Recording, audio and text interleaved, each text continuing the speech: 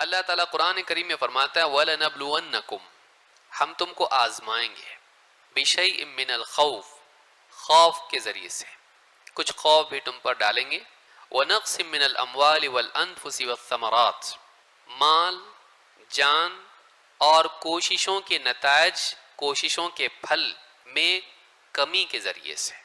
مال کم ہوگا، بزنس خراب ہوا، سیلاب آیا، سب کچھ بہہ گیا، جل گیا، مالوں میں کمی ہے۔ جانوں میں کمی، موتیں، وبائیں، لنچنگ، جنگیں، اس میں جانوں کا نقصان ہوگا۔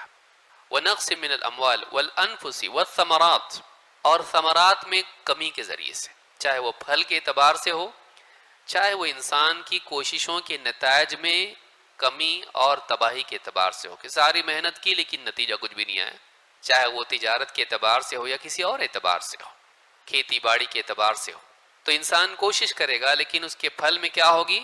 کمی آئے گی۔ عمل میں کوتاہی نہیں کی، نتائج میں کمی آئی۔ لیکن اللہ تعالیٰ نے اس کے بعد فرمایا وَبَشِّرِ الصَّابِرِينَ، تو اے نبی خوشخبری سنا دیجئے ان لوگوں کو جو صبر کرنے والے ہیں۔ الصابرین، یہ کون لوگ ہیں؟ الذین اذا اصابتهم مصیبۃ قالوا انا للہ وانا الیہ راجعون، یہ وہ لوگ ہیں کہ جب ان پر کوئی مصیبت آتی ہے تو یہ کہتے ہیں کہ ہم تو اللہ ہی کے ہیں اور پلٹ کے ہم کو اللہ ہی کے پاس جانا ہے۔ اولئک علیہم الصلوات من ربہم ورحمہ، یہی وہ لوگ ہیں جن پر ان کے رب کی طرف سے صلوات ہے اور رحمت ہے۔ صلوات اللہ تعالیٰ کا بندے کی تعریف کرنا فرشتوں کے سامنے ملأ اعلیٰ میں ہے، یہ اللہ کی طرف سے بندے پر صلات ہے، جیسا کہ ابو العالی رحمہ اللہ فرماتے ہیں کہ اللہ تعالیٰ فرشتوں کے سامنے اپنے بندے کی، نیک بندے کی تعریف کرتا ہے کہ یہ میرا بندہ ہے، اور اللہ کی طرف سے ایسے بندوں پر رحمت کا نزول بھی ہوتا ہے۔ اور اللہ تعالیٰ نے آخر میں فرمایا وَأُولَئِكَ هُمُ الْمُهْتَدُونَ، اور یہی وہ لوگ ہیں جو اللہ کے نزدیک ہدایت یافتہ ہے۔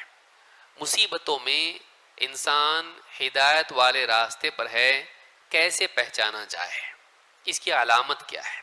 اس کی علامت یہ ہے کہ مصیبتوں میں بندہ صبر کرنے والا ہو، وہ مصیبتوں کو ہٹا نہیں سکتا ہے، مصیبت آنے کے قانون کو بدل نہیں سکتا ہے۔